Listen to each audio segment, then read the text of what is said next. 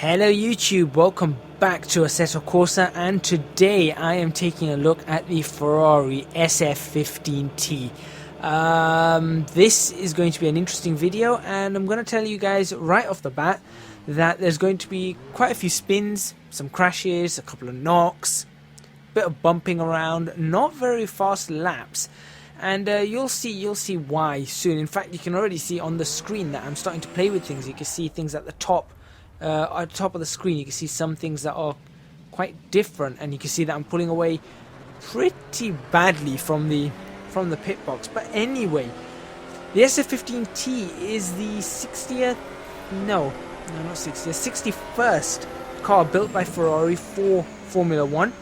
And it is the second car that was built in for this new Formula 1 era. So, you know, you had the F-14T, which I like to call the Fiat, and that's the one with the nose that looked like Hagrid had sat on it.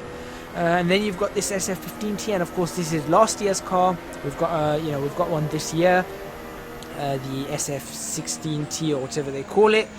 And this car was supposed to be a definite improvement over the F14T, which was, well, listen, I think everyone can acknowledge that the F14T was a disaster for Ferrari.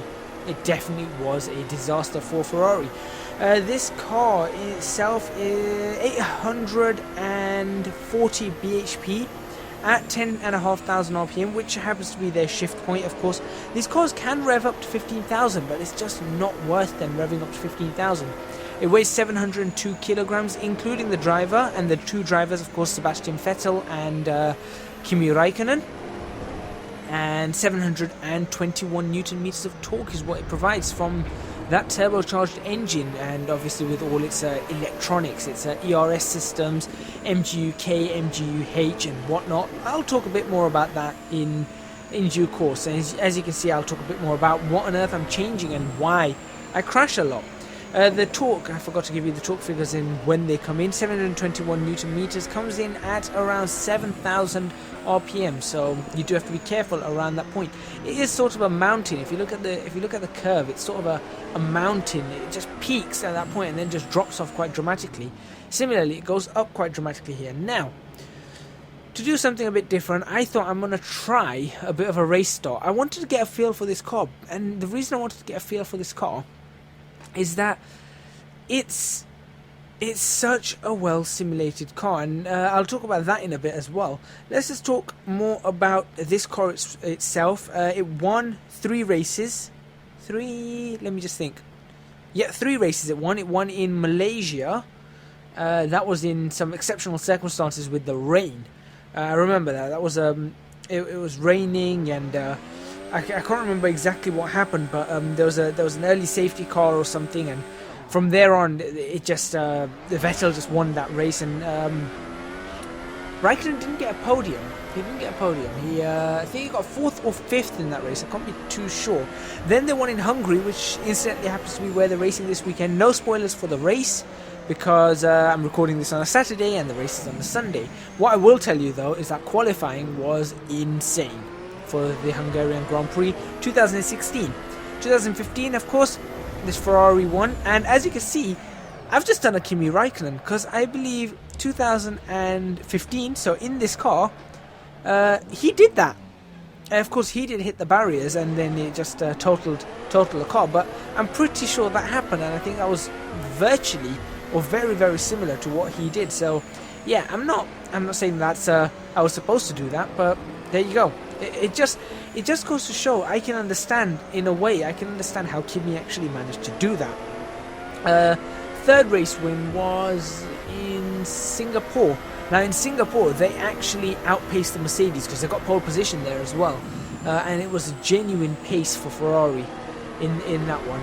And then come to this year, and they were competing, or they are competing against Mercedes, but it seems that sometimes they're good, sometimes they're not. Like for example, this weekend, at least from what I've seen in the qualifying and the practice, obviously race I haven't seen yet, they're not on the pace this weekend, but a few weekends ago they were on the pace, and you know, it's all a bit confusing, Anyway, moving on from that to this mod in itself. Well, as you can see, I'm playing around with brake bias. You've seen me play around with engine brake, MGU-H mode.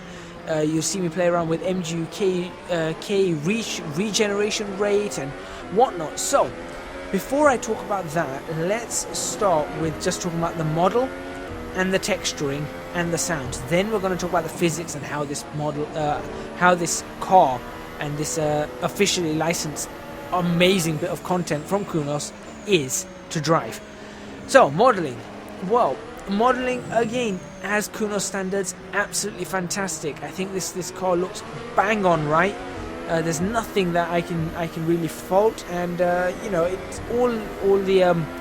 all the bits and bobs are there inside and out. So if you look in the cockpit as well, they have modeled a number of things in there, and similarly with the textures as well, they've textured all these things in there. I mean, you can see the steering wheel. Formula 1 cars, steering wheels always a really important part. As I wobble, massive wobbles, I'm going to do a lot of that. So yeah, that's been modeled and textured really well. I have to admit, I think the texturing on this car is of a particular high quality. I've just been looking at the like the Scuderia Ferrari, as you can see their Twitter handle, the @Scuderia Ferrari down the side. It's really well modeled. I think well textured. I think they've got really high quality textures there. Either that, or I've just not been able to, you know, appreciate textures of a new Formula 1 car, because I think this is the first modern Formula 1 car we have in Assetto Corsa. So there we go, as well as of course the Ferrari F138, which I'll be reviewing in a couple of weeks' time. So, and now I'm going to crash. Now I've beached the car, as you can see in the replay box. I thought so. So I'm going to end up back in the pits. There we go. Okay, time to change the brake bias and start again, pretend that never happened. Yeah, modelling, like I said, brilliant. Texturing, brilliant. Even the tyres, it looks like they've got this, you can see sort of the rubber on the tyres. It's not just a flat surface, so it doesn't look like a flat surface. And you've got all the markings and everything. It looks really good. I have to admit, it's one of the best textures and models I have seen from Kunos. Now maybe that's just because it's a Formula 1 car, and with it being so modern and everything, it just has all that, you know, that look to it and that feel to it. Not sure, but that is there, and it just looks really awesome. So well done, Kunos, for that. Sounds. It's a V6. You know what I feel about V6s. I really don't like V6s. Not these V6s anyway. Simply because they just don't rev up, and they're not loud enough. They are genuinely not loud enough. Had these been louder, and had these been revving up maybe 16,000 RPM, maybe I would like them more. But at the moment, they just, you know, 10,500 RPMs, your real rev, your the point where you're supposed to change gears. After that, it just goes, you know, the power tapers off, and you don't get much more from the car. But on the other hand, you get you start using a lot more fuel. So, you know, you don't want to use all that fuel, because naturally you're going to want to keep that fuel as long as you can. It's got to last a whole race. No refueling, of course. That's another thing I don't like about modern F1. I think refueling should be in F1, as I go quite wide and try all over again. So yeah, the sounds, I don't like them, but they're extremely accurate to the real car, and I mean extremely accurate.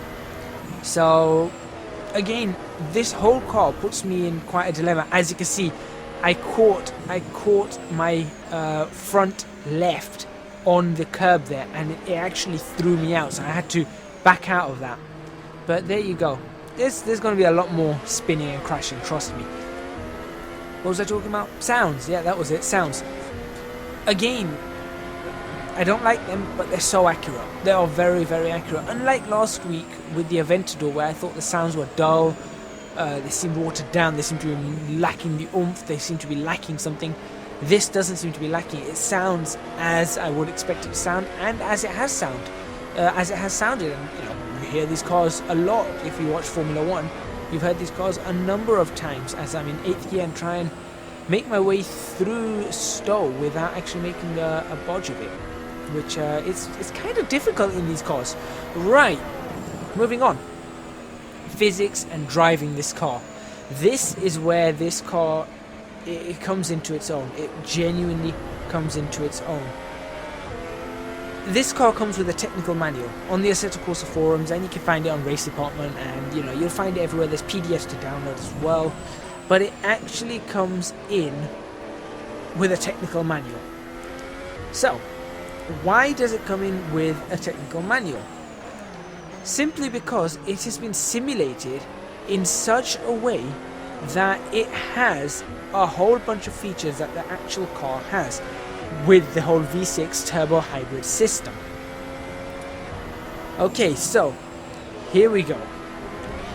First of all, we know what the power unit is. It's a V6. Of course, I did mention it's a V6. V6, it's a 1.6 litre. I didn't mention that. 1.6 litre, but it comes with an ERS system and 2 recovery systems. You've got the MGU-H and the MGU-K. So, what is the MGU-H? MGU stands for Motor Generation Unit. H is for heat, K is for kinetic.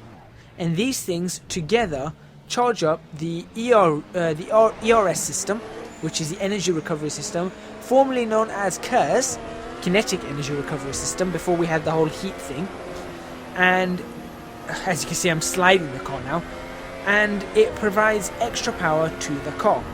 So what is the extra power? Well, the internal combustion unit is about 600 bhp, so you're going to get another whole bunch of, so what was it, it's 600 bhp, so and you're going up to 840, so you're looking at 240 bhp from the actual ERS unit. I think maybe it might be 200, it might be slightly off, but I'm not too sure with that.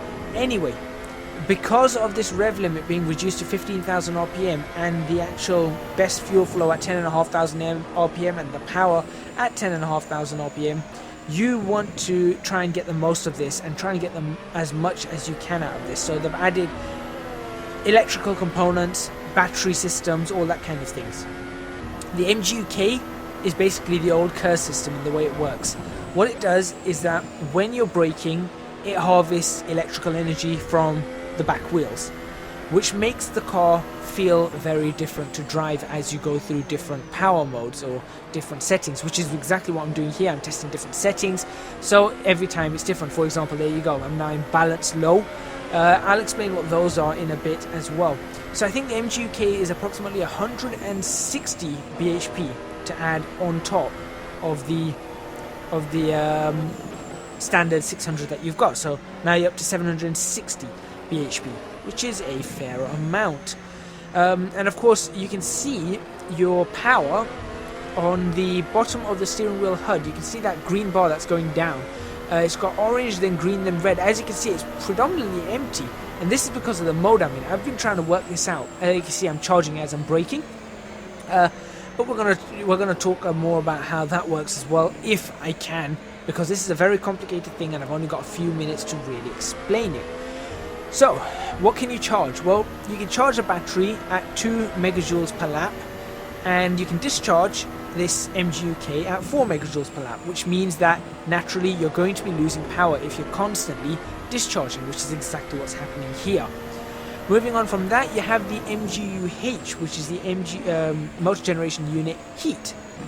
So this is actually in the power unit, so this is actually within the whole engine system, not the internal combustion unit.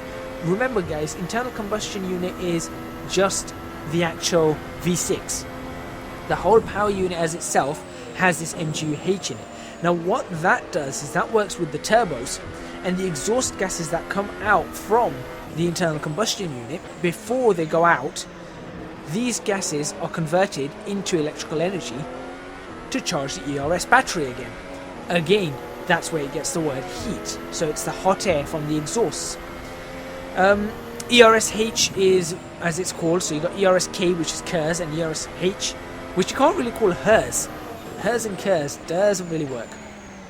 That's not on road-going cars yet, so, this is something that is interesting. But the ERS-H has no limitations, or real energy limitations. So again, you can get another 160 bhp out of that if you want. And it just basically, you end up with 800 or so bhp, which is what this car's got, and it's simulated in Assetto Corsa. So I set this up on my steering wheel. I had to because there's no way I could reach over, but you can change the MGU-K regeneration rate. Right now I'm changing the delivery, you can see. You can change the regeneration rate from 0 to 100. The higher the number, so if it's 100 it's more aggressive, so you get more energy. However, that means that the brakes and the rear axle behave very, very differently off power as to say 0 or 10, because you've got more retardation. So obviously the rear axle is being retarded quite a bit when you're off the throttle and you're braking. So you'll end up with some oversteer, which you've seen me actually do. That's with higher regeneration, but you also end up with longer braking distances. So that's no good. This is all from the technical manual. But you do get your electrical energy charged faster. If it's lower, it charges less. So you've got this thing called SOC, as you can see written on the steering wheel, state of charge. That's that whole orange, green, red bar. If the MGU-K regen rate is low, then it will charge that up less. However, the brakes feel more natural, they feel more normal. So yeah, you have that.